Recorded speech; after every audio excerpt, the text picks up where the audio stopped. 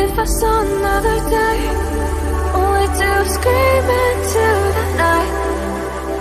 Nothing ever tries to change, even if I want to realize.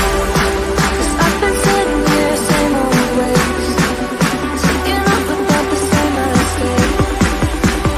Darling, when you go away, it won't be as simple for you.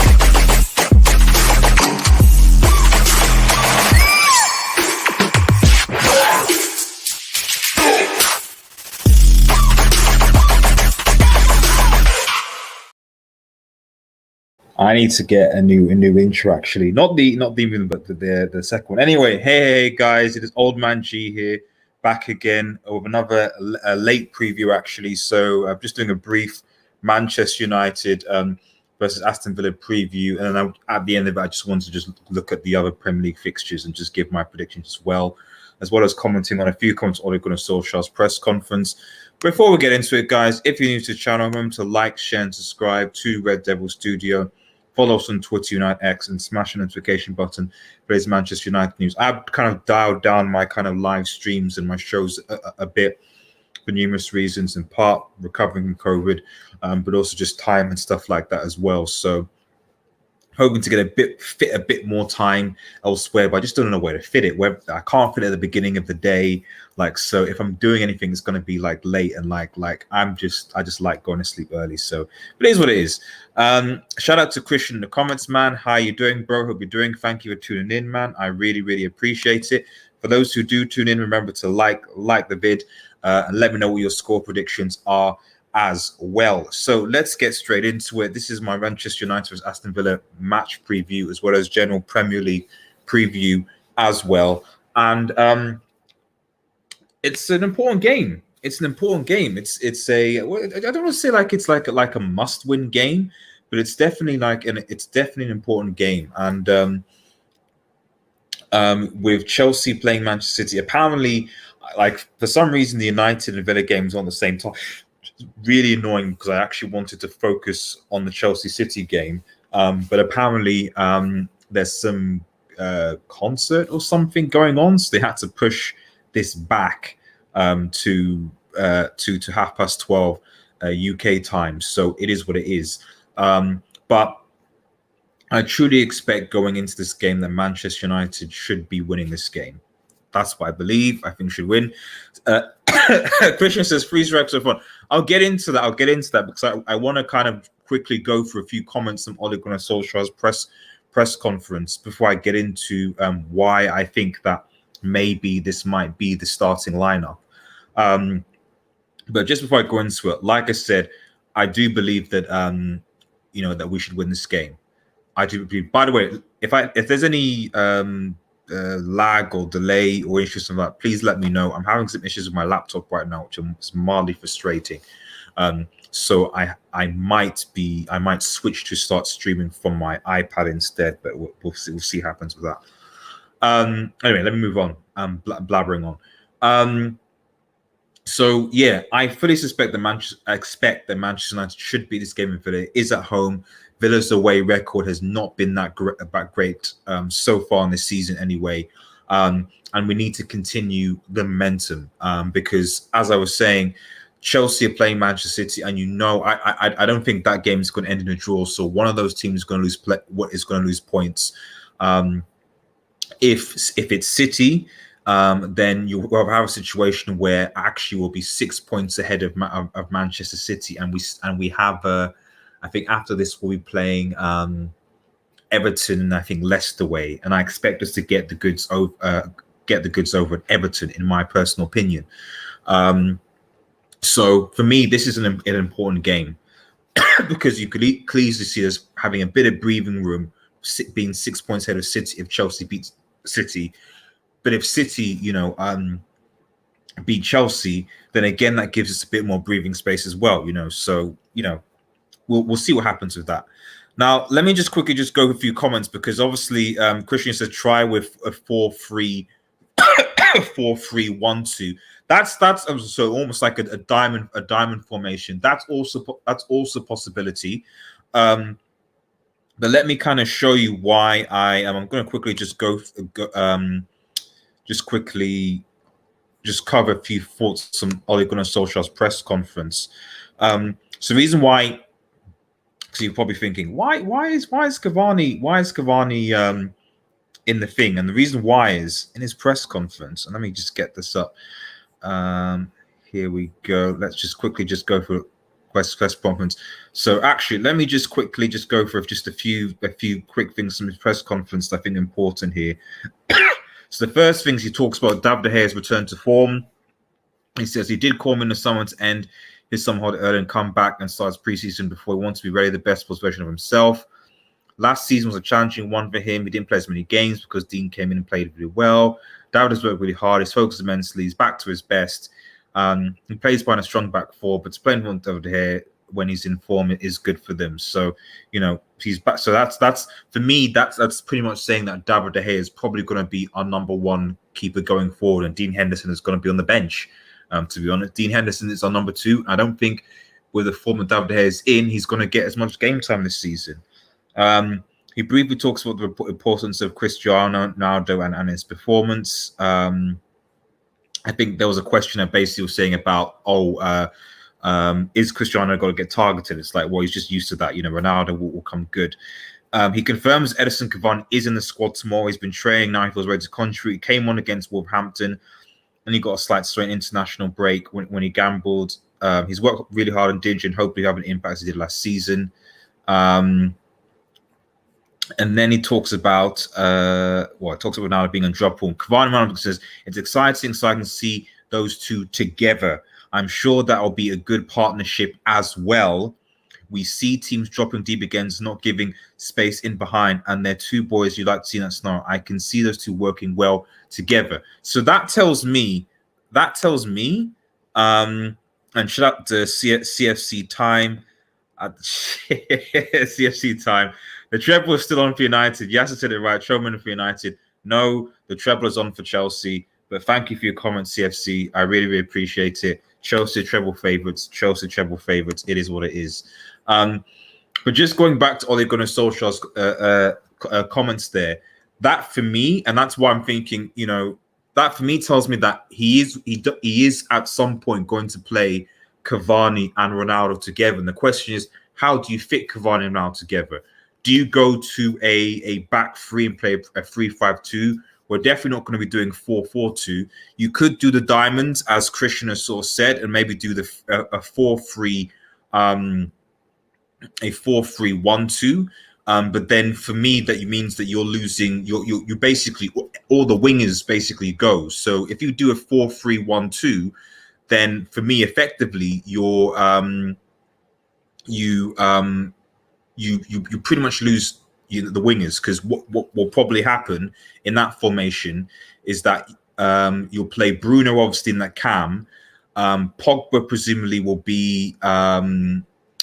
Then you probably McTominay and Fred, and then you play Cavani and Ronaldo up, and you basically will lose your wingers. So Sancho, Greenwood, Rashford, Martial, all the rest of it, they're not going to be in that. And that's the problem with the variance of 4-4-2, etc. Is that we won't have any wingers.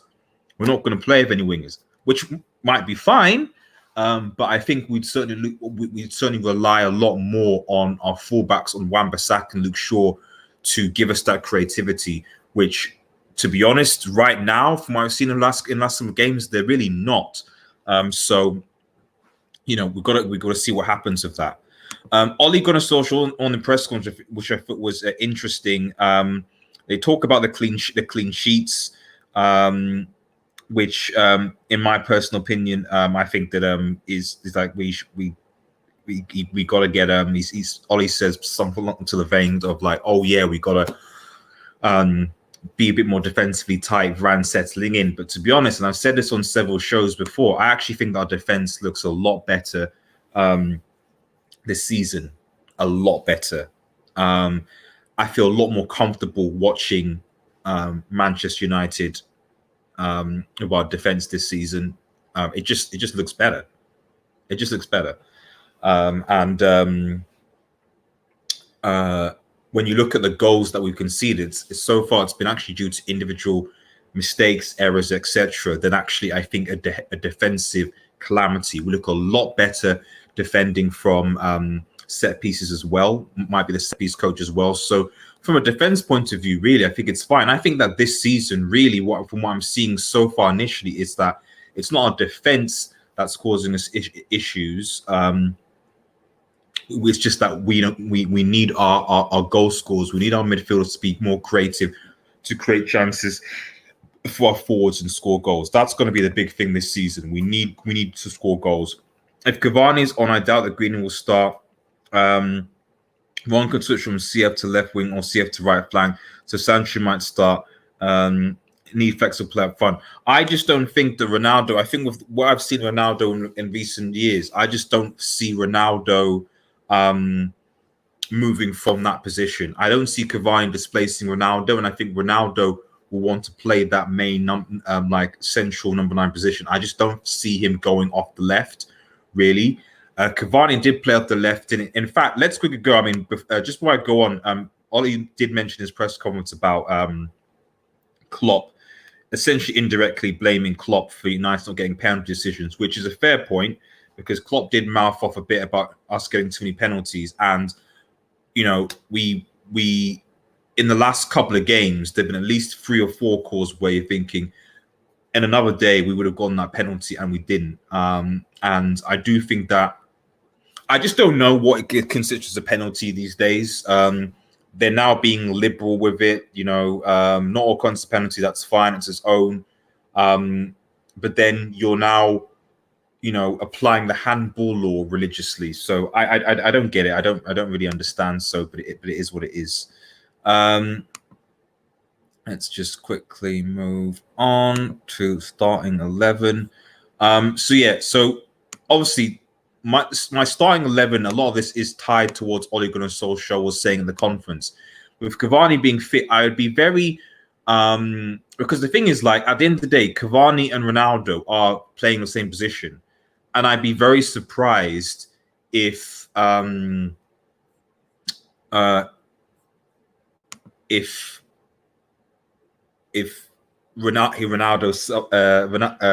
subs Ronaldo. That's just not going to happen. Like, he's going to play Ronaldo. So, bearing in mind he's going to play Ronaldo, I just don't see. Essentially, what I'm saying is that, like, Cavani will start with Ronaldo, but if Cavani comes on, I don't know who Cavani comes on for, because Ronaldo will want to play the 90 minutes. Ronaldo will not want to be subbed. You know, he really won't, unless, like, he's sort of saying, you know, I want to kind of, you know, prepare myself for the Villarreal game, which might be all the guns to excuse. He might say, right, I'll give Ronaldo 70 minutes and then, you know, drop him on so he can be fit for the Villarreal game, and then Cavani come on. Maybe he might do that, but maybe he might play them together, and I won't be surprised. And if he does, this might be what he might set up with. Obviously, De Gea in goal, Varane, Maguire, Luke Shaw obviously on the left, Wan-Bissaka on the right, McTominay and Pogba. Well, saying McTominay and Pogba, it's probably going to be McTominay and Fred, but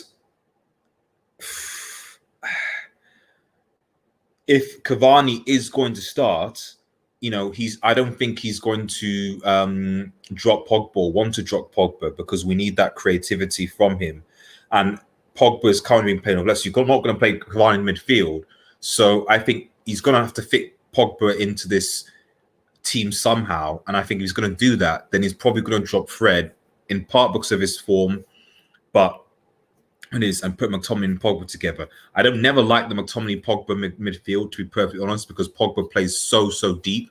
But if it's to fit in Cavani and Pogba, then this is the only way that I see you being able to do it, really. And Fred obviously would drop to the bench. Question says, Ron needs a centre forward who can be a target man, who can provide room for Ron while attacking. Cavani be a great addition into the front. I don't disagree. It's just I'm just wondering just what Ronaldo wants. And from what I've seen, like in the last couple of years, I've seen at Juve, he seems to play that main number 9. Like, I don't think he's, and other thing is that like, do you even want Ronaldo to play off the left? Because we have better options, in my opinion, that are quicker, more mobile off that side. Not that I'm saying Ronaldo, but I just think Ronaldo, for me, is a brilliant goal scorer. But I think I wouldn't say that he's a great winger, to be honest. I think we have better options. Bruno obviously is going to play there. Hopefully doesn't just take random shots from in the middle of nowhere. Which is mildly frustrating. In this formation, Greenwood obviously be in the right, Cavani be in the left. I think I'd be very, very surprised if Cavani does start Ronaldo, to be honest. I'm just saying as a hypothetical. So I presume that Sancho's probably going to play where Cavani's playing right there. Obviously, Marcus Rashford is back in training as well. So I'd imagine that it's going to be interesting, because when Marcus Rashford comes back, I just don't know how you fit in Pogba as well. And it's the thing, it's very exciting when all our players are fit, because players are fit. When Rashford is coming back into this team, and he's going to be playing off the left. Ronaldo will be number 9. He won't be droppable. So on the right, you're like, it's got to be Greenwood on form right now. So you're going to have Sancho on the bench. You're going to have Cavani, on the bench. And then Pogba, it's like, well, where does Pogba play? Because Pogba is not just going to play off the left anymore, especially with those options. So Pogba has to come in the midfield. And if Pogba's going to come into the midfield, it means one of McTominay and Fred comes. So I do generally think, it'd be interesting to see what we pick now that Cavani's back. But it'd be even more interesting to see what we pick when Marcus Rashford comes back as well. When is Rashford available? I suspect Rashford will be available from I think he's back in training, so I think it's 3 weeks from now. So I suspect Marcus Rashford will be back at the end of October. That's what I think. Which was good, because we've got a busy Christmas period coming up. But I just think it'll be just interesting, because there are a couple of players in this squad that are undroppable by Solskjaer. Maguire's one of them. Ronaldo will be one of them, and Rashford will be one of them, and Pogba, I'd argue, is also possibly one of them as well. But definitely Rashford, Ronaldo, and Maguire. So if Rashford and Ronaldo are undroppable, you only literally have that one position on the right that is negotiable. And in which case, you've got Greenwood on the bench, you've got Martial on the bench, you've got Sancho on the bench. Obviously, Ahmad will be around, and you can only play one of them. And it means certainly, obviously, from Pogba's point of view, that like he's gonna have to come in the midfield. There's no other alternatives, which means that if Pogba's now coming to come in the midfield, then you're going to have to drop one of McTominay or Fred. So yeah, for all those that are saying that McFred, when Rashford comes back, I don't know how you play McFred, because you're going to have to drop Pogba, and Ollie's not going to do that. So I suspect Ollie will try the Pogba Fred or the Pogba McTominay position. Need Sancho to sign? Yes. But the reality is that Mason Greenwood, in my opinion, is in better form off the right. So what do you do? But I think that Sancho would probably play off the left again. But this is me assuming that I'm taking Ole Gunnar Solskjaer's words literally, and that he is going to somehow fit Cavani and Ronaldo, which I think he would do. What's up, G Commander? Thank you for coming by, man. Really, really appreciate it. So let me know what your score predictions as well, guys. There's a poll, I think, on the chat. I think the poll is still there. Yes, Wall United. There's 8 votes. Wall United beat Villa, and 75% of you have said yes, and 25% have said a draw. So I think a lot of people are confident. Moving on. So quick score predictions. Like I said, put your score predictions in the chat for those who are watching. Personally, for me, I keep on saying I'd love for us to get a clean sheet. I'd really love for us to get a clean sheet. But for some reason, I just don't think we will. I think we'll win the game. I'm going to go with and I think with Villa's away record not being great, I'm going to go over 3-1. I think Ronaldo will continue his goal scoring and will score goal. Bruno, I think, as well, and Greenwood will be my 3 goal scorers in case you guys play fantasy football. So yeah, I think it will be 3-1 to Manchester United. I think we will concede yet again. But I think we will win the game, and I think it's important because, like I said, it continues the momentum, and it puts pressure on other teams. And in fact, as I sort of go into it, I think it'll be 2-0. Clovis think it'll be 2-0 to United. Ronaldo brace. I would love to see that. Because I think a lot of people want Ronaldo to flop at Manchester United, but if this dude gets the golden boot and wins a Premier League or CL, I think his GOAT status may be will probably be quite undisputed. And I think all eyes on what Messi is doing at PSG right now. Right. So let me just, as I just sort of round things up, I just wanted to have a look as part of these previews. And thanks for those who are watching and tuning in. Remember to like the vid, share it, subscribe if you're new. I didn't want to just sort of talk about some of the other, and I'll try and incorporate this in my future match previews, but give my kind of Premier League predictions. Usually on these Fridays, we will be doing a Red Devil Live podcast, and I want to try and get back to that. So, but it's just time, organization, and also things that puts it on. But that will hopefully be coming back, where we'll be talking more about Serie A, Bundesliga, etc., and having those conversations. So stay tuned for that. Provide me your Twitter account. Oh yes, sorry. Yeah, I should say we should make those plugs actually. So yes, if you look at the scroll thing below, we see the thing that the scrolling below. You should see my Twitter is @WeAreUnitedX, and I'm on Twitch and Instagram at Red Devil Studio. So if you see the scrolling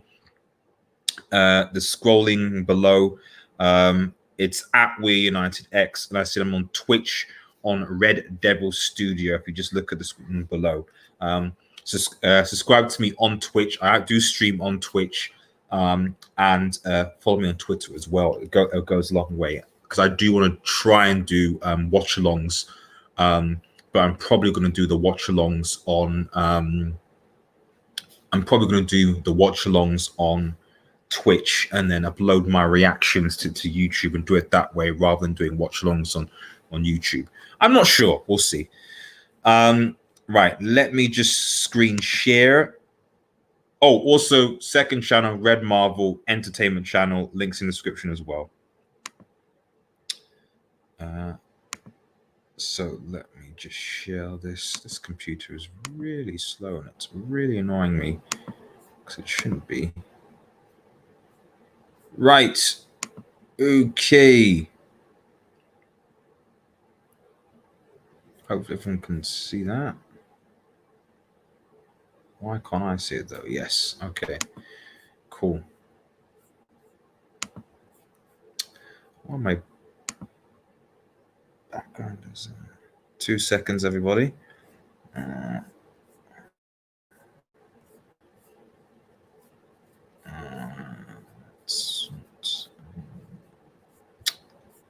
2 seconds. Yeah, that's better. Right. Yeah. Okay. Cool. Right. Let's go. Just quickly comments. Chelsea, Man City draw. United win versus Villa. So yeah.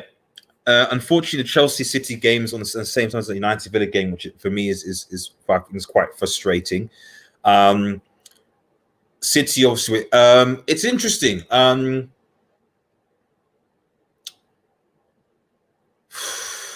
Tuchel seems to have Pep's number, to be honest, and City don't have a recognised striker, and we saw them struggle against Southampton. And a part of me thinks that Lukaku is this traditional thing of not turning up in big games. I think he will be defended against. Ant says, shout out Ant, by the way, head over to his channel and check out Ant's Leicester fan channel. I need to make when we're I think, yeah, I'll be in contact with you, Ant. So because there is a it's not next week, but the week after, I think that we're playing Leicester away. So it's been a long time since I had someone on the channel to do a match preview with. So I'll DM you, Ant, and make sure that we do that collab.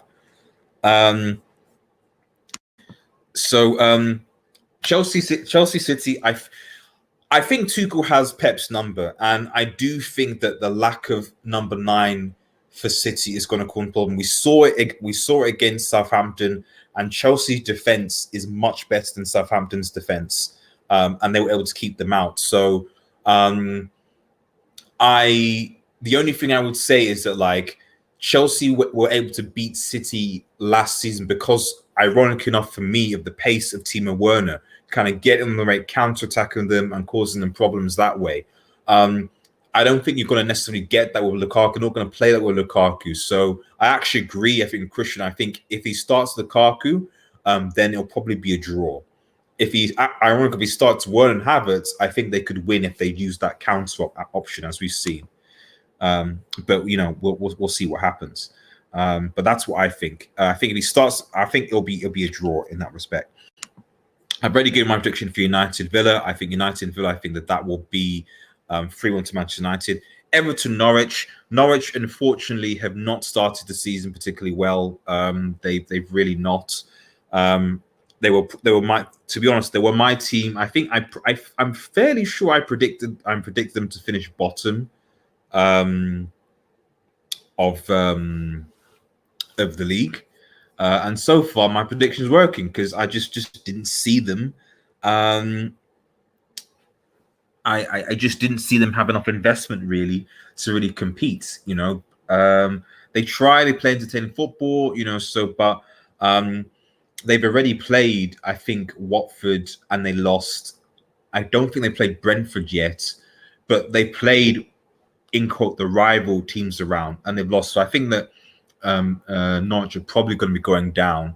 The bottom 3 is actually going to be interesting this season, actually, because I think a lot of the traditional, like Brentford have started quite well, Watford have started okay-ish, Newcastle started okay, so and Crystal Palace have started okay. So yeah, I think it's going to be the bottom 3 of the relegation battle is going to be very, very interesting because I haven't seen really any teams really struggling. Make sure you like the vid, guys. Like the vid. Subscribe to the channel if you're new. Got quite a few people watching, so I appreciate it. Like the vid. It doesn't take too much effort. And please, I'd appreciate the follows on the socials on Twitch and Twitter. Check out the below at We United and Red Devil Studio on Twitch. Just quickly go through some of these comments. Everton win, West Ham win, Leicester draw, Newcastle win, Liverpool win. Fair enough. Ant says we play you at the King Power. Yes, you do, which is what I'm concerned about, because the last time we played you guys, I think we drew actually. And you guys just hit us on the counter, and I think that Ole Gunnar Solskjaer doesn't really know how to set us up for counters, which isn't really ideal. Arsenal could be in trouble. Well, let's actually talk about that game actually. And shout out to Mo, big up. Thank you very much for tuning in, Mo. Um, Everton I think Everton will beat Norwich. I think that'd be comfortable, probably 3-0. Leeds West Ham is actually going to be quite interesting. I think. Um, and Mikel Antonio. It was a 2 yellows. So Mikel, but he's injured, isn't he? I think Leeds might win this one. Without Mikel Antonio, West Ham often do tend to struggle scoring goals. So I think that Leeds might, just with the might get the on this one. Mo says Villa might be dangerous on the counter with Bay. That is true. That is true. That is true. Although I was very surprised that they, because obviously they did beat Everton 3-0, and that was a very surprising result. But their way form hasn't been that great.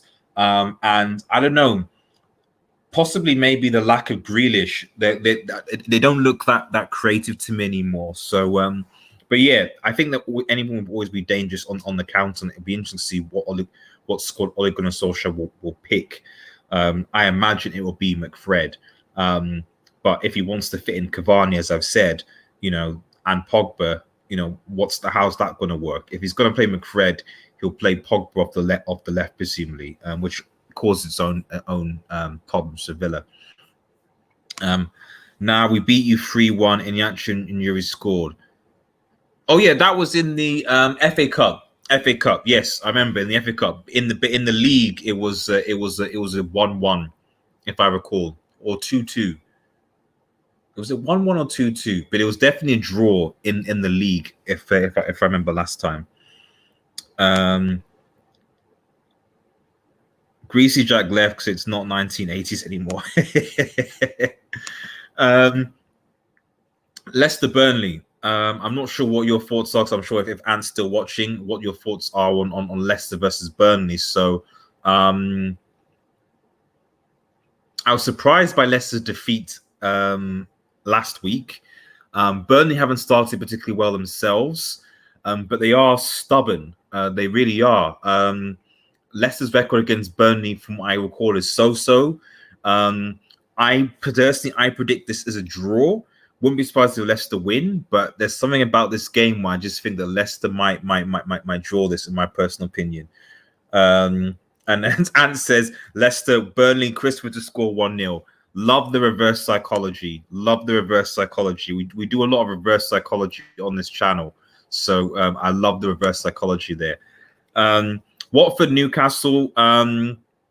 Newcastle. I think St. Maximin probably has enough to get us over the line. Zero confidence says, and yeah, I mean, I don't know. The funny thing is that, like, I was saying this. I was like, as a United fan, maybe we could be confident with our signings. Is that I'm already confident that United will get top 4. That for me is not an issue, because I see Arsenal and Spurs in worse situations, and I just don't think that Leicester are going to have the consistency to go to challenge a top 4 again this season, especially being in Europe again. So I have confidence we're going to top 4. It's just a question of where in the top 4 that we're going to finish, because Chelsea, Liverpool, and City are going to be on their game. Brentford, Liverpool. I think Brentford play very good football, very expansive, but I don't think defensively they're that great, and Liverpool exposed them. So I think this will be a routine win for Liverpool, and they'll continue their win. Southampton, Wolves. So I will give the advantage to Southampton just purely because Wolves struggling to score goals right now. They really are struggling, and I was very, and they lost to Brentford. Wolves might be one of those that might be in danger of getting relegated. Wolves might be one of those that might be in danger of getting relegated, and I wouldn't be surprised if they bank relegation this season. I'm not convinced by the manager of them as of yet, and even though they're playing well, they're not able to score, and that is a big problem. So I give the advantage to Southampton here, in my opinion. They had, I think, against United, against Spurs, against some teams, they had like so many shots on targets. You're thinking they're creating chances, that they're shooting a lot of shots on target, but they're just not able to finish, and that's a big, big problem. Arsenal Spurs. Arsenal have to win. Arsenal have to win. They're at home, not the Emirates. It's the derby. They have to win. They have to win. There's no excuses really. They have to win this game. And I just don't see them losing it. I just don't see them losing this game. I think that they've got the confidence, having beaten Norwich and Burnley going into this. They're confident. I don't think they have any significant injuries. Partey being back, I think, is a massive, massive boost for Arsenal from a defensive point of view. Ramsdale in goal has, from what I can see, massively improved the confidence of Arsenal's back to Ben White still looks a bit shaky, but Ramsdale and Partey being back into that team, I think, is a really big thing. I think the big issue with Arsenal right now is that they're just not scoring enough goals. And Spurs, ironically enough, just aren't scoring enough goals. I think Harry Kane looks lost, looks disinterested. Son is trying his best. So I wouldn't be surprised if this ends in a draw, but it should be an Arsenal win. Spurs look a bit disjointed right now, to be honest. Some of it might be just due to them getting some of their players back, because they actually played in that first half against Chelsea. They played really well. They played very, very well in that first half against Chelsea, and then they just fell apart. So if they play that way against, if Spurs play that way that they played against Chelsea, against Arsenal, but actually finished their opportunities, they'll beat Arsenal. We'll see. And Wolves in a state right now. 76225E 7625E says, "My God, mate, if United sort out defense midfield, they could definitely get a trophy." I think our defense is fine. Generally, I think our defense is fine with Varane, Maguire. But the midfield is the thing. But as I said, it's going to be interesting when Marcus Rashford comes back, because when Marcus Rashford comes back, you can't drop Ronaldo. And you can't drop Pogba. So Pogba will have to come in the midfield, which means that one of McTominay or Fred is going to have to be dropped. So, you're not going to drop Bruno, you're not going to drop Pogba, you're not going to drop Ronaldo, you're not going to drop Rashford when he comes back. So that means that one of McTominay or Fred is gonna go out on the team. It's going to be interesting to see what midfield he picks there. Arsenal are losing it. I just can't see them. I just can't see. If I think that if Spurs comprehensively beat Arsenal, then I think that Arteta is going to be sacked.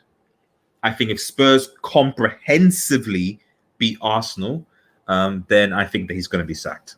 I just think he will. Mo says Jimenez will, this is regard to Wolves, will get back to his best soon. I think that will turn on the season. We'll see. He's not looked great. He's still looked a bit, iffy since he came back from his injury, understandably so. But if he gets back to his best, you need others. And obviously Jota contributed to when he was at Wolves. He's not there anymore. Traore is great going forward, but his just final ball and his finish is just not great, So they just don't have a lot of options, Wolves. What club do you support? Do you support Liverpool, Chelsea, or what? What club do you support? Carabao Cup was the only thing you could have won, and now you're out. I don't really care. Don't really care about the Carabao Cup. I really don't. I don't.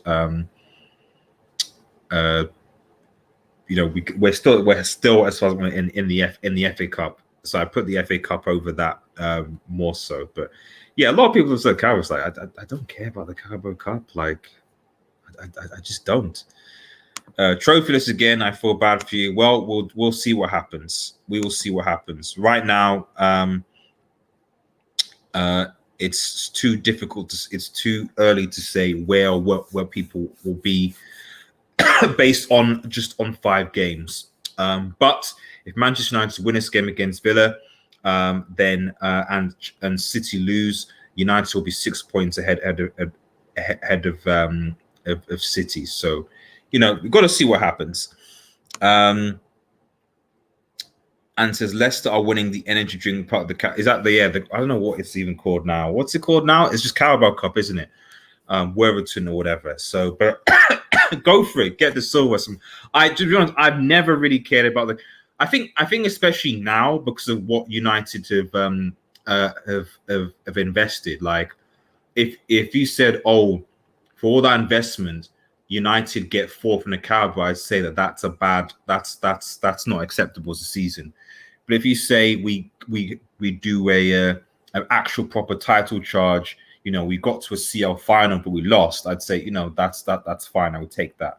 I do want to win the FA Cup though. I do want to win the FA Cup, so I want them to take the FA Cup seriously. So that I will accept. I do want to win the FA Cup. The Carabao Cup, I don't care. Trashford is overrated.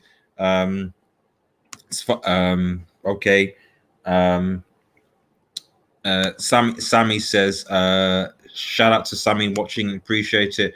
How does it feel to go 5 years without a trophy? Yeah, it's not great. So, we've also won a treble, and I don't think if you're Chelsea, I don't think you guys have. It's like the thing is that like it's like I'm old enough, so I know. Like I'm not like I feel more sorry for people who are young to football because like I'm old enough where I've watched and been around Manchester United dominate success. I'm not like a recent United fan. So if you just supported United, then yeah, I get it. But if you've been supporting United since I've been a kid, most of my life, Manchester United have won silverware. You know, when Sir Alex Ferguson was the manager, he won 65% of all his seasons. You know, so most of the success that City and Chelsea, etc., have got is just recent success. So it's not like a big deal to me because I know that stuff like this is temporary. I love the League Cup, fun playing low league cups, but it's a low priority.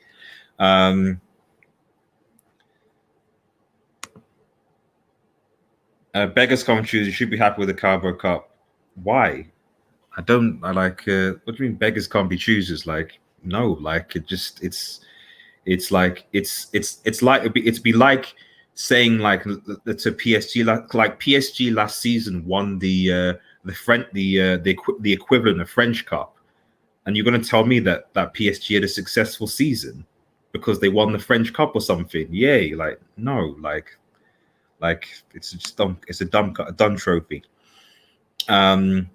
And to be honest, like if I'm perfectly honest this is my final point on the Carabao Cup. Like I appreciate having less games. Like I do, because especially when it gets to December and stuff like that, or Champions Leagues, like for me, I'd rather have much less games and have far less injuries than have additional games all over in December and stuff like that. Shout out to Rich Sportsman. Hope you're doing well, buddy. History Merchant. I don't know what to say really. Like we like History Merchant. It doesn't change. It doesn't change anything. So like, you know, 10 years from now, Chelsea still won that Champions League. Like it, you know, I hate when people say History Merchant because it's kind of like it doesn't like whether something happened 10 or 15 years ago, it doesn't remove the fact that actually happened. You know, and like people support the club of different ages, so they've experienced the club over their life. So like I said, not everyone is a I can consider this term recency merchant. You know, like people's experience of the club is based on how they've experienced the club over their time. So that's why I feel sorry for Newcastle fans, because a lot of old Newcastle fans that experience Newcastle in the high, and they know where Newcastle United can be, and they're not where they are that right now. So obviously, as a United fan, I want United to be keeping the high stuff, but like, you know, it's but I'm grateful that for most of my life on planet Earth, I've seen United be successful, more successful than any other club in England. Whereas, you know, for a lot of young Liverpool fans, they actually, the equivalent, for example, a lot of young Liverpool fans, they haven't seen that only recently. Anyway, enough about talking about other teams. PSG win trophies every season, one in 5 years. Well, you know, the Ligue 1 is, you can't really compare a league that's like the was it? I think last time I checked, like it's like the 6th best league in Europe, to the Premier League, which is the first. You can't really compare the two. And with the money that they spent compared to basically everybody else in the league, is there anyone else in the league that's spending the same amount of money as PSG? Like, for me, them losing the league last season was a failure, because did Lille spend 200 million plus pounds, stuff like that compared to others? No. Whereas in the Premier League, Chelsea, City, Liverpool, other teams, etc., are spending similar amounts of money, you know, so it's not the same. Richard, I spoke to an Everton fan this week that wouldn't be happy with winning the League Cup. I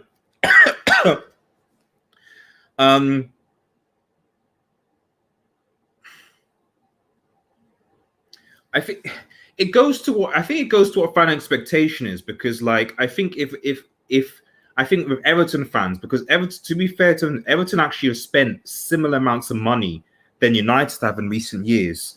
And I think that if you're an Everton fan, you're thinking we should be competing for Europe. We should be competing in Europe, whether that's in the Europa League, you know, to win the trophy, get into the Champions League, or competing for top 4. So I think if you're an Everton, you're thinking, well, if we win the League Cup, but we don't compete for Europe or in Europe, because they're in the Europa League, they are in the Europa League. I think they're in the Europa League. Yeah. Oh no, it's West Ham.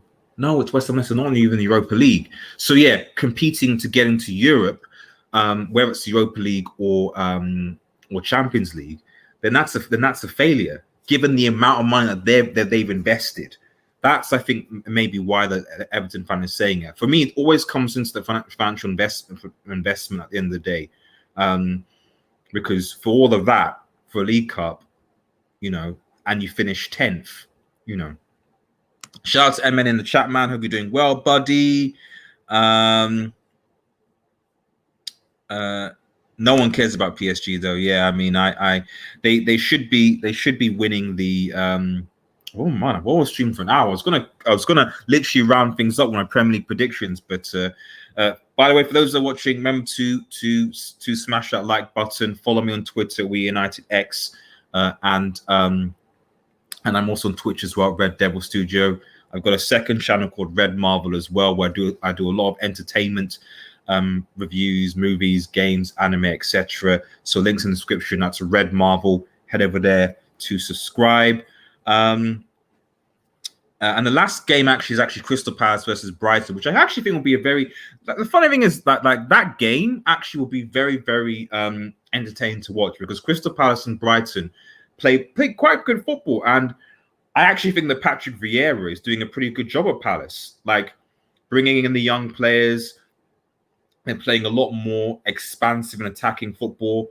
Their defending from set pieces is garbage, I agree, and that has to be worked on. But I actually think that Brighton versus Crystal Palace game actually be quite entertaining. It is a derby, I think. To be honest, like from what I can see, I think that so far I see the football that Vieira is playing at Palace looks a lot better on the eye than Arteta's football at Arsenal, in my personal opinion. And it'll be interesting to see.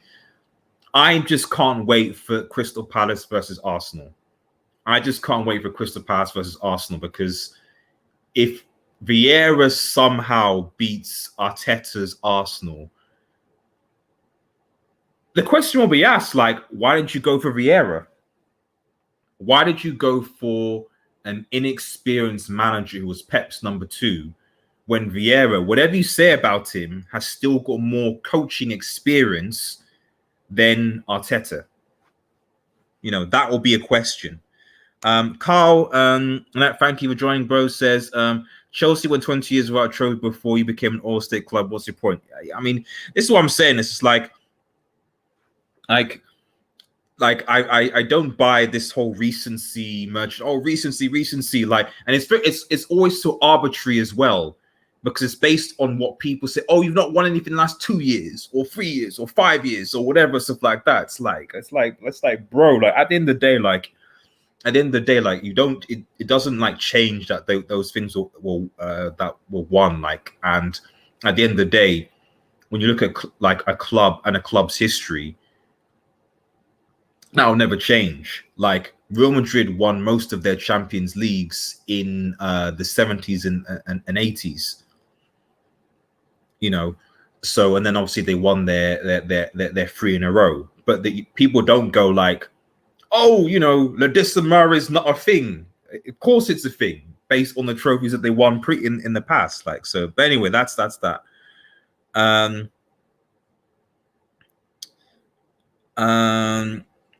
You spent the most money in the Prem. Technically, that is Manchester City. 6th highest coefficient in Europe behind the Portuguese league. Yeah, the French league is a joke, man. It's a joke.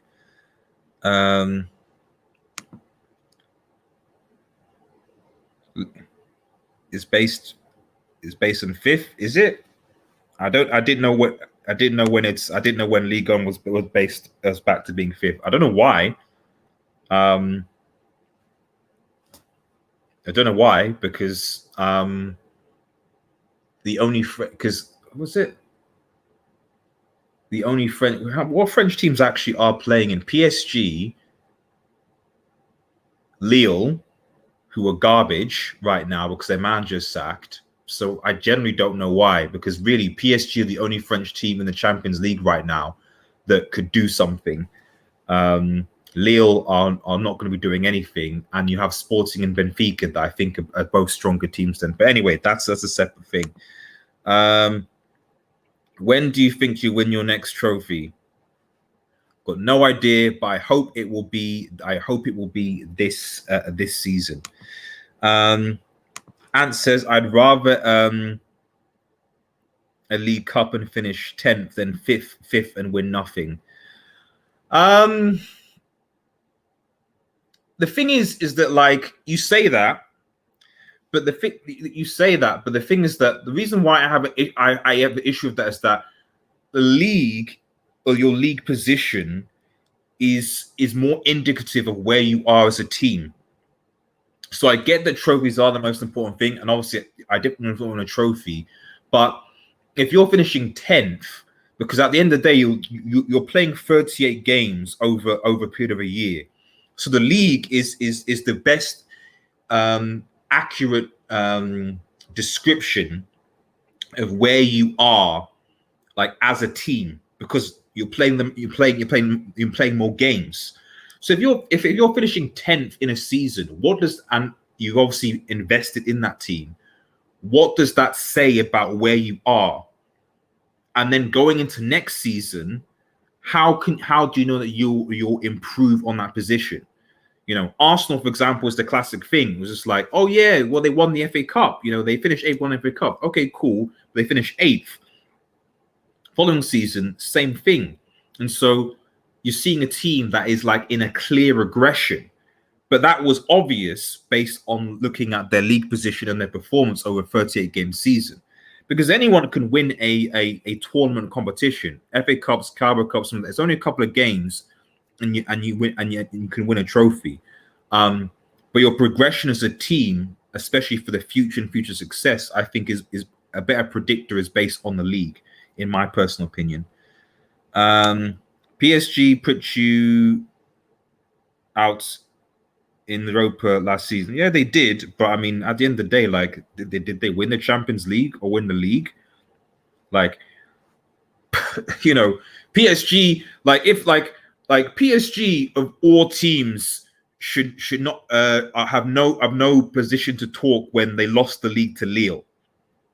There were no PSG. I'm not in no position to be bantered by PSG when you lost the league to Lille. Okay, that's just not even like, oh, we put you out, we put you in the Europa League. It's like you lost the league to Lille.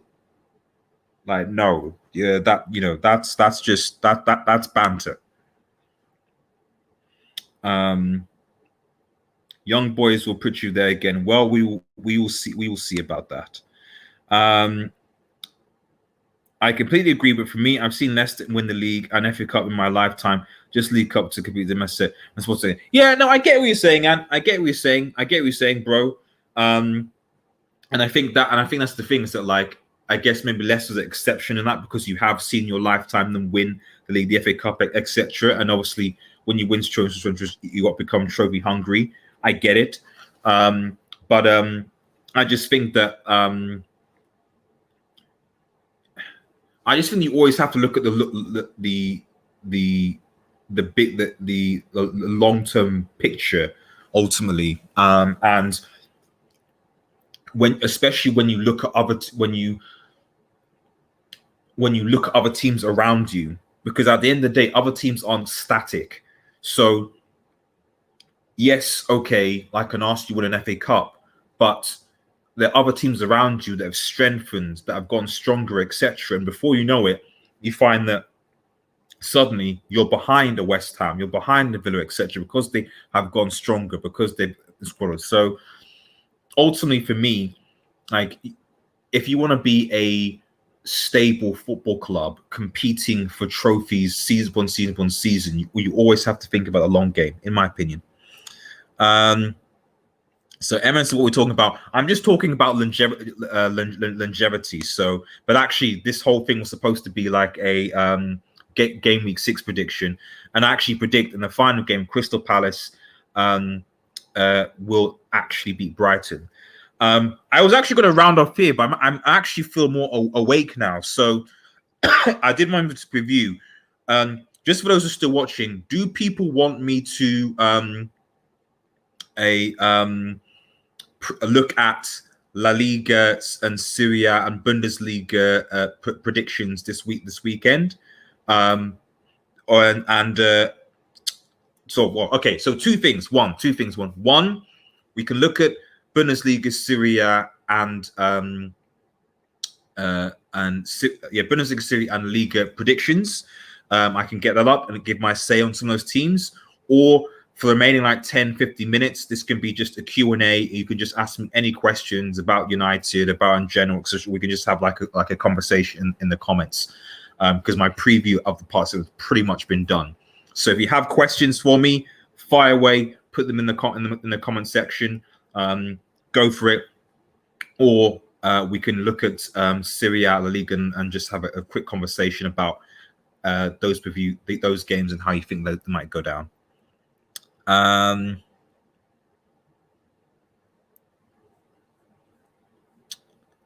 So I don't want to get every comment. Shout out to EFAC, man. Thank you, man. Thank you. The only team United can banter is Arsenal. I can banter quite a few teams. Messi and Barcelona own your club. Well, Messi's not at Barcelona anymore, so that's not a thing anymore. And Barcelona right now look like they're in a crisis. If you're be objective, United are in a better situation than Barcelona Football Club are right now in terms of management structure and organization, etc. I think what's happening at Barcelona is actually very sad, actually, because I just think that there's issues going on back there. And says long-term position is key, but trophy especially for small clubs. I agree with that. Ultimately, I agree with that. Ultimately, we went on topic slightly by enjoying. Yeah, no, I do it as well. Five should focus on beating focus on beating Cadiz. We will easily beat Manchester City tomorrow. That is fine.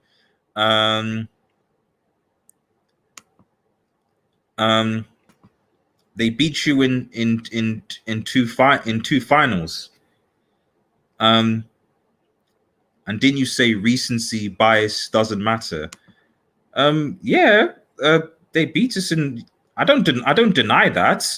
So like, but I don't deny that as well. So, but like, okay, they were the better team in the was it a 2011 one. So, but to be honest, in the 2011 one, we had like I remember like if you compare the two teams, like they had the better team. Like we literally, that team was literally like the coming towards the end of their period, and I don't even know how Sir Alex Ferguson got that team to the final, to be honest. So but it is what it is. But yeah, like they won their thing. That's cool. We won a treble as a Barca, and we won tons of Premier League titles. So it is what it is. Yeah, and Danny, shout out to Danny in the chat, man. Hope you're doing well, buddy. Rooney did carry us that season. He really, really, really did. He really did. So questions from Ants. I think someone mentioned looking at the Bundesliga. Ants Bundesliga, so I will look at the Bundesliga. MN says you can skip our game. I will look at Serie A just briefly actually as well. I'll get that loaded up as well. So we'll have a quick look at the Bundesliga and La Liga fixtures. And then I think Barca has 3 trebles as well. Yeah, no, they do. Like I said, Barca have incredibly great history. That's why, like I said, it's very sad to see what's happening to what's happened to Barcelona Football Club right now, and I'm generally not sure how they're going to recover from this situation. That's where, if you're going to talk about recency sort of bias, well, in this case, recency bias is important because the club is in a mess right now. In tons of debt, had to sell their best player, and they don't seem to have any real clear direction or focus, really, So, and that's sad. I'm not one of those people who's going to be banter what's happening at Barcelona right now. So because I'm the type of person that believes that I want to see clubs every single. It's the same with Arsenal. Like even with Arsenal, like I want to see the big clubs be competitive because that's where you get the best football. Ultimately, I don't take any pleasure in like seeing Barcelona or Arsenal, etc., dwindling, because what that means is that like you just don't have a competitive football club anymore, and ultimately that just means that you actually get less quality games overall. Because if you actually notice, over the last couple of years, the actual quality of football matches with these big games and teams actually gotten less and less and less, and I actually think that's a shame, in my personal opinion. Let me know what your thoughts are in the comments, actually, because I see a lot of the big teams play in the Premier League and some in the Liga. The actual quality of the matches, I felt is often not been that great. So, right, I'm going to have just a quick look at the Bundesliga now. So quick look, because I think and a quick look at Bundesliga. I can't. Let's have okay. Saturday, Sunday, right? Okay. Gladbach versus Dortmund. Okay, Gladbach, Dortmund. At 5:30. Bayern are playing. Are Bayern not playing this week, or did they play earlier? Where are Bayern Munich?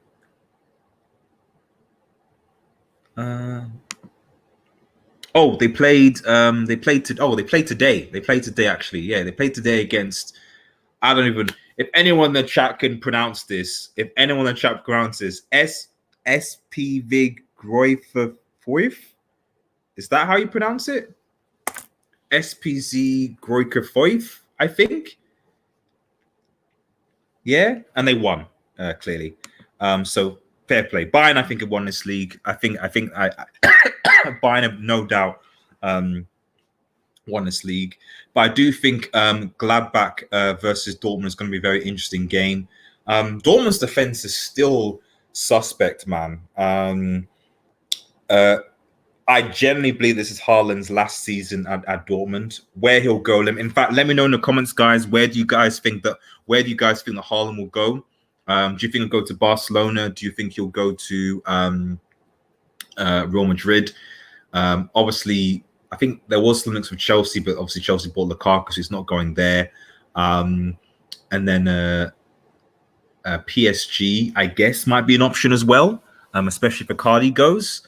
That might be an option. But yeah, the Gladbach, for me, the highlight this is probably the Gladbach Dortmund game here. I've not looked at Gladbach a lot this season, but I do expect Dortmund to win this. I think they should have enough. As I think Leipzig should beat Hertha Berlin as well. That's my extent of the Bundesliga right now, because obviously Bayern won their game. So, but I might actually do a post-match reaction for the Gladbach Borussia Dortmund game actually. So because I think that's actually going to be a very good game. I think S says Madrid, Barca, or Chelsea. Would Chelsea really go in for Haaland despite having Lukaku? I think that'd be very interesting. Let me quickly go into that's the Bundesliga, just literally, and let's have a quick look at La Liga. I think that so we'll look at La Liga fixtures here. Sorry, my computer is very slow. Here we go. Okay, so Alaves versus Atletico Madrid, Valencia versus Atletico Bilbao, Sevilla, Espanyol, Real Madrid, Villarreal. Barcelona, Levante. Nah, come on.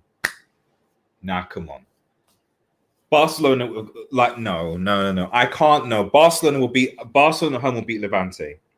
Barcelona at home will beat Levante. I know that. I think that Aguero and Goatweight are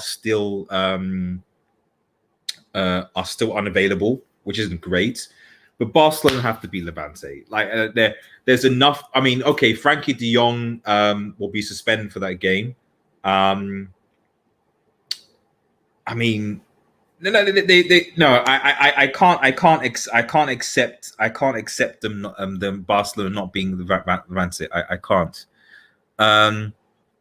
Why is it just a use footnote? I just use it's just BBC. I mean, it's the UK, so it's kind of like our go-to. So some comments. EFC says Chelsea have 0 trebles. That is truth. Emin says I'm not confident against Levante at. And says I am not confident against Levante. Her rumors that Koeman might be sat. Really. Well, what is? I mean, and for the Barca fans in the chat, like, who would you bring in? I'm curious who's going to come in. Who is going to come in? Because Conte would not fit, I think, in a Barcelona system and way of life. Culture. I guess you could maybe bring back Valverde, but. I don't know. I just think that whatever you say about Koeman, and I think Koeman hasn't been great, I think this does go deeper than the manager. And I think that much like I think with Juve fans thinking that, just bringing Allegri back will suddenly make Juventus much, much better. You know, I think that getting a new manager, I don't necessarily think, aside from, you get your new manager bounce, but I still think that the players just aren't good enough. And I think there's structure issues at Barcelona right now, which will make any manager struggle right now. You know, but I take it he's not doing well. He's not.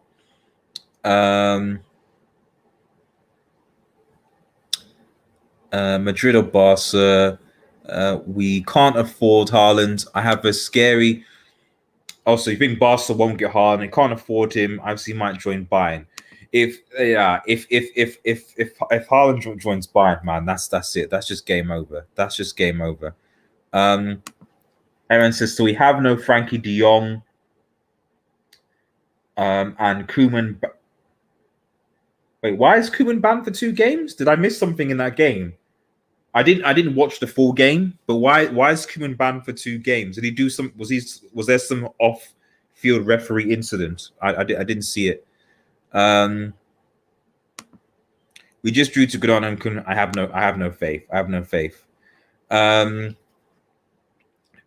Barcelona finished 2, but still bigger club than Manchester United. In my opinion, they're not bigger. But if we're talking about recency bias, I'd rather be in United's situation as Barca's right now, because Barca's situation is difficult. He got a red card. The board saying either Robert. Right. Before I get into the other games, the board saying Roberto Martinez or Xavi. Really? The board saying either Roberto Martinez or Xavi. You can't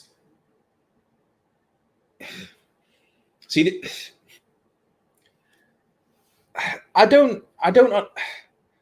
Roberto Martinez isn't a bad man. Okay, first and foremost, I'll say Roberto Martinez isn't a bad manager, and I actually respect what he did with what he's done with the Belgian national side. But he's not. He's not like I wouldn't have said, because I wouldn't have said certainly at Everton when he did that he was a particularly better manager than Koeman, in my personal opinion. And Xavi. His manager experiences in what? Isn't he in Saudi Arabia? Isn't he in Saudi Arabia? I think he's in Saudi Arabia with I've forgotten the name of the team, but I think Saudi Arabia or Qatar. I can't remember, but like it's not like he's not coaching in a major league. And the Xavi thing for me is like the Pirlo thing at Juve. Like what Barcelona cannot do is sack Koeman and then do a Pirlo. Like that cannot happen. You know, I don't know. It's I don't know. There's no elite manager available at the problem. That's the problem. I agree, but I don't think you solve that. I don't think you solve that problem with the. Yeah, Ollie was in the Norwegian league, but Mulder actually Europa League. Mulder at least are a Europa League team. You know, they play in the Europa League. You know, so and like whatever you say, that's still managerial experience. You know, like I'm talking in the context. I'm talking about Xavi here. Roberto Martinez, I think is a good manager, but I wouldn't necessarily put Roberto Martinez above Koeman. But Xavi, you can't compare the Qatari league to the Norwegian league, because the Qatari league it's nothing. There's no real competition in it really, and you need to be a little bit more experienced outside of that. You know. Yeah, this is Mo has this exactly. Mancini would be a choice. I mean, to be honest, guys, I know we're having a conversation here. Why not try and get Luis Enrique back? Is that impossible? You know, is that impossible? You think Manchester United are bigger than Barcelona or Chelsea? I would say on the same level as Barca, and then definitely bigger than Chelsea. If we include worldwide fan base, revenue, and trophies, then yes, in all factors, yes, bigger. We are big. I make no sense. United's a bigger club than Chelsea. We are. You can say, oh yes, we won a Champions League more recently, but as a fan base, worldwide, we're bigger than you.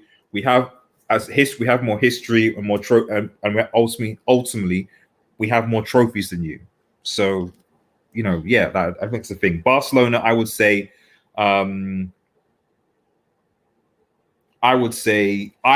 equal, but I'm not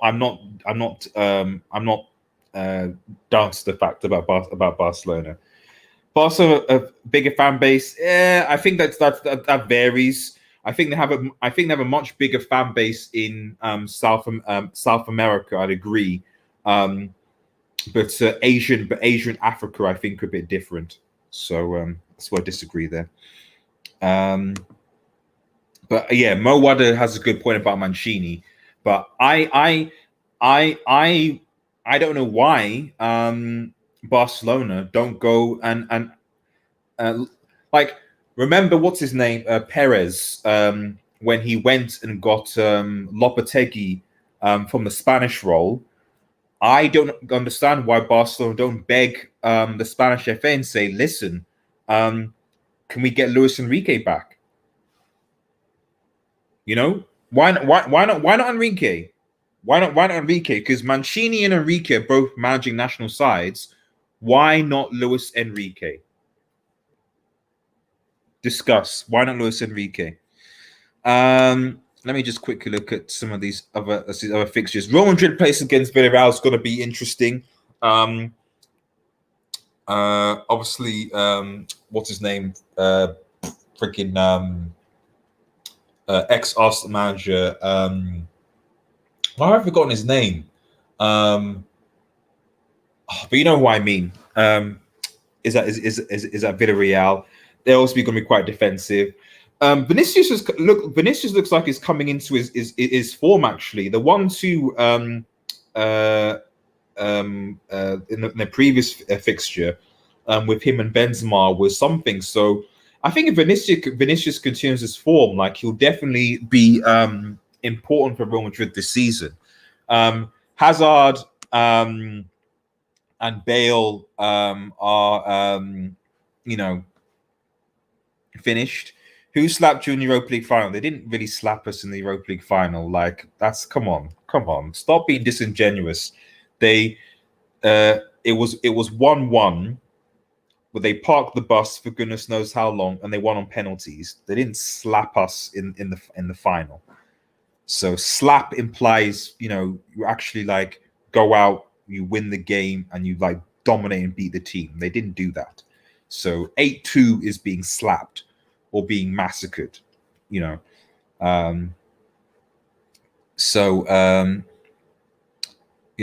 think even in Chelsea drew them in the Super Cup, but you just won your penalty shootout.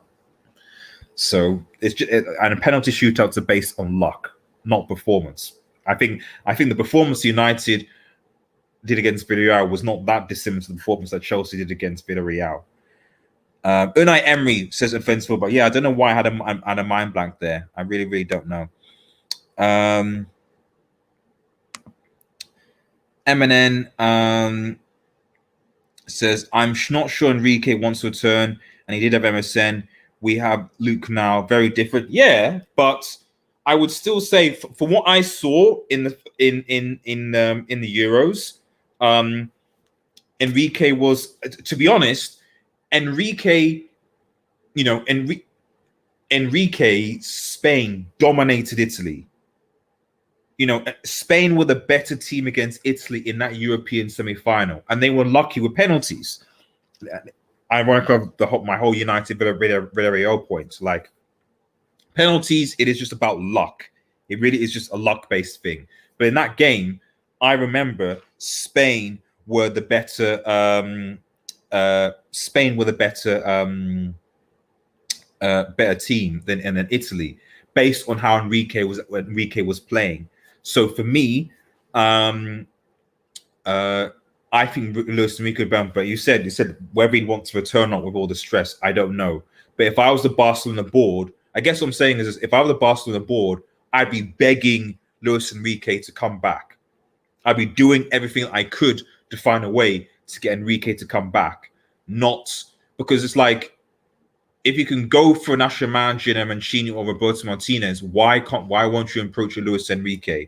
Roberto Martinez for me is just another Koeman.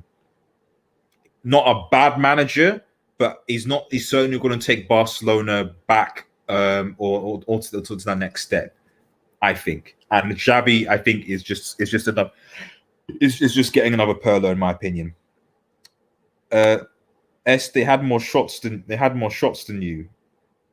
What, on target? I don't know, but if I recall, we had more possession, and I remember us having more shots on target or something like that. So, how did they park the bus? Oh, because I watched the game, and that's what they were doing. So not just looking at stats. Like, I actually watched the game from the part, and they did that for large portions of the game. We struggled to break them down. But then just quickly on any other Atletico Madrid, Alaves. Suarez is still in his good goal scoring form. Still think it'll be difficult away, but in fact, let me just get the Serie A table up. But I think Atletico have got this. I think Sevilla and Espanyol will be we're interesting, as well as Valencia, Atletico Bilbao. Probably tune in to watch those games as well, actually. But I suspect Sevilla and Valencia will win those games. Let me just get the let's get the table up. What's happened in the table in Liga? There we go. Here we go. So Real Madrid are ahead of top, obviously. Atletico Madrid second, Real Sociedad 13 points, Sevilla 5 games 11, Valencia 10, Real Valencia 10, Barcelona 9. So Barcelona already, so okay, they've not played. They've got a game in hand, but Barcelona already 1, 2, 3, 4, 5, 6, 7 points behind Real Madrid, but they obviously do have a game in hand, so that could go down to 4 points, which is not that bad. I mean, at the end of the day, it's still early days. I do think that people are being I should change this banner to game week Premier League predictions. It's not game week Premier League predictions. I'll just get rid of this.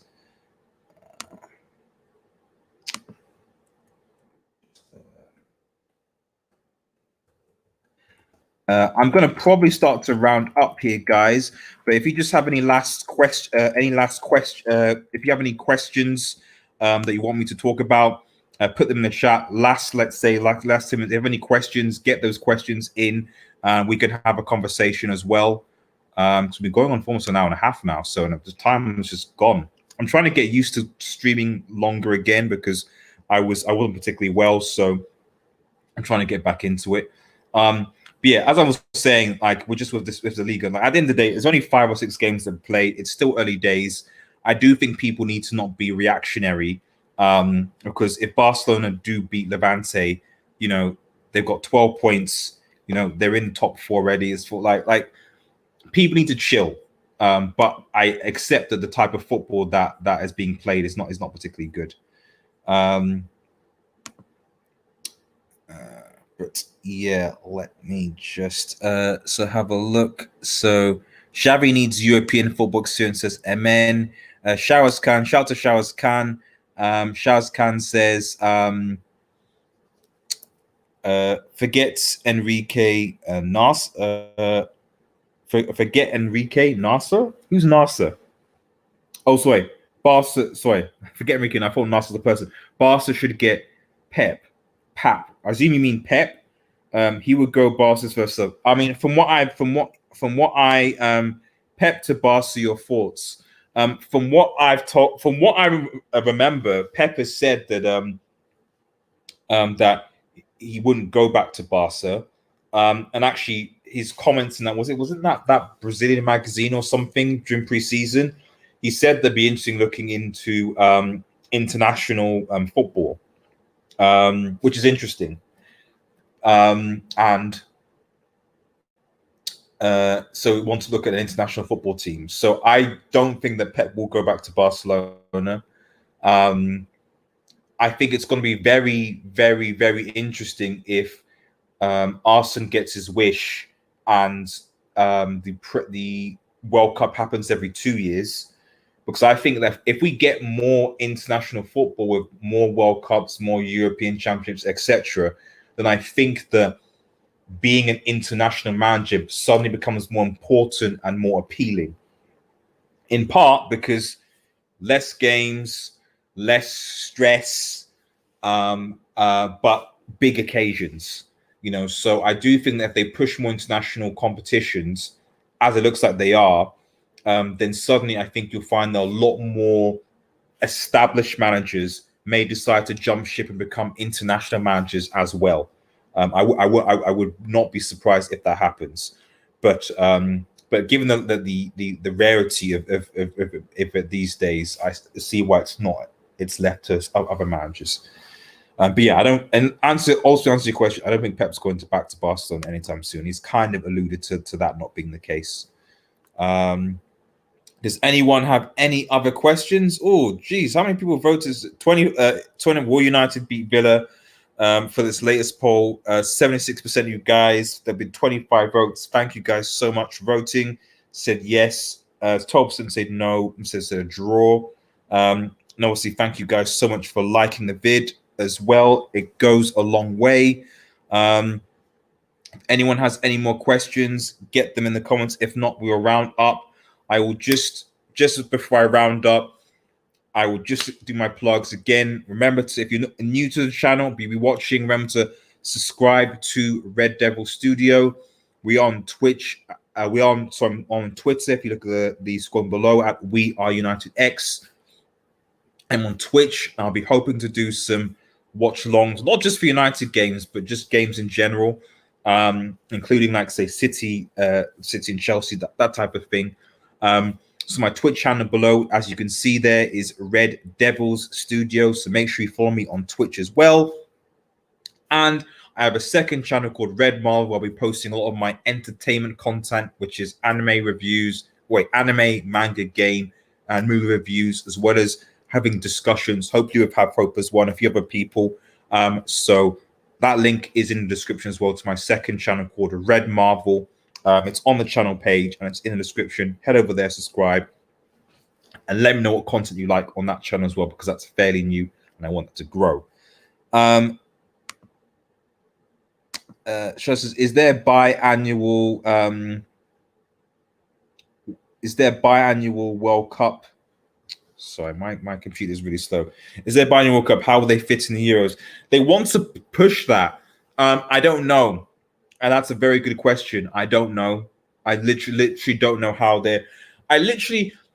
What I genuinely think, guys, is that I think that in the future, and we had this conversation, I think, on a hangout on HH's channel, where we're like, what's the future of football? And I genuinely think that the future for football is shorter games. Is shorter games. I think that we're going to have shorter games in football, maybe 80 minutes, maybe even 75 minutes, but we're going to have more games.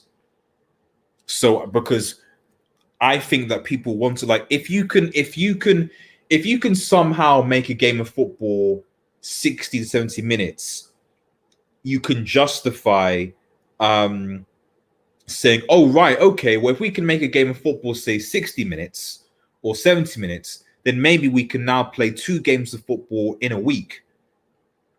And suddenly the quantity goes up, So I just think that we're going to a football where footballers are going to be running to the ground because they want to play more internationally, because FIFA want more money, UEFA want more money, the Premier League wants some money, everyone wants more money.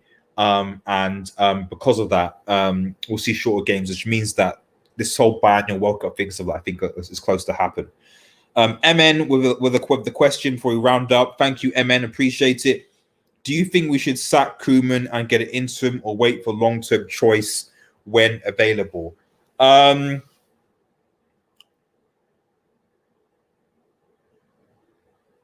would if the results go poorly, I would I would sort of do the irony is that I would kind of do what Ollie did. What I would do what United did. I would do what United did in the sense that like I would if the results are poor, you sack Koeman, maybe you bring in Xavi and say, listen, maybe we'll bring Xavi in till the rest of the season to just boost the mood in, and you hope that you get that managerial boost, that bounce, boost the mood, knows the club, and then you ride on that till the end of the season, and then you make a proposition getting another manager in. That's what I would do. I wouldn't give Xavi the permanent job unless like he performs a miracle, like he wins the league or Champions League or something like that. And if he shows that, then okay, fair enough. If he shows the evidence, then you give him the job permanently. But for me, yeah, I would if the results go that way, sack him, and then maybe get Xavi in till the end of the season as that kind of morale booster, but not a long term contract. That can't happen. And that shouldn't happen, in my personal opinion. And Fenselbuck says, why am my computer's lying?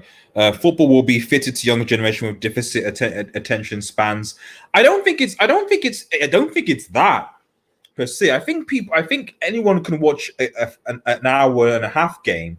I think the issue is that people want. I think it's just want to have more games. That's the thing. It's like if games are so long, essentially 1.5 hours, there's a limit to how many games you can fit into a week, into a year, without clashing with things. And people clearly want to see the big teams, the big players play. We know that. That's a fact. So you want to see more of those big teams, big players play. That's why the Super League was such a big thing, because that's what they were wanting to do. I'll bet they did it in the wrong way, So I don't think it's necessarily that kids can't sit and watch an hour and a half football game. I just think it's just that these companies want to make more money. Question for Mo says best young player outside of Mbappe and Haaland. I could give my top three because I just think in the consistency. Right now, for me, I would say Musiala's there. I would say Jude Bellingham is there. And then I would say Greenwood for me. Those are for me I would say my top three in terms of best young. Well, can you really call Mbappe young anymore? Isn't he like 22, going to 23 this year? So if you're meaning like under 20, so like teen, if that's what you mean, then I would go with those three: Musiala, Jude Bellingham, and Greenwood for me. Yeah, those would be my top three. And I will say Greenwood because I think that Greenwood's finishing is I think that Greenwood's finishing is world class. It's just he doesn't get the opportunities. Right, guys, man, we're streaming for 1.5 hours. Thank you guys so much for those who are tuning in. I really, really appreciate it. If you're new to the channel, to like, share, and subscribe to Red Devil Studio. Follow us on Twitter and X. Smash the notification button when we go live. This was very, very good. I really thoroughly enjoyed it, as well as looking up the other teams and previews and stuff like that as well. If you are tuning in late and want to see and hear about what I did, well, basically, if you want to hear the United preview, it's literally within the first 45 minutes. So head back, rewind, and go back. In the first 45 minutes, we are doing our Manchester United preview. After that, we talk about other things, and I will try and timestamp this. In fact, if anyone can throw in some timestamps at the end of this, that would actually really help. But I probably will do so. And then for a round up, Eminence in the comments says, Do you think something like a halftime should ever be introduced to football? Um, oh, I mean, you mean also like when they come and parade? I mean, I don't think so because like I just don't think that leagues will have the maybe in the Premier League, but no, like maybe in the Champions League. Well, no, like I just think there's so many different European leagues that kind of do things differently, and then even the clubs as well vary and do things differently. So I don't think you'll get a halftime show of that sort of description. I just think what you'll probably get is just shorter games. I think you'll still have the same half and half, first half, second half, etc. Um, I don't think you're going to get like multiple ad breaks and stuff like that. I don't think we're going to go down the line of like having multiple quarters like you have in American sports. I just think that like the games are just going to be shorter. That's all. So there's just less time on the field, which means that we can just fit in more games. That's just what I think.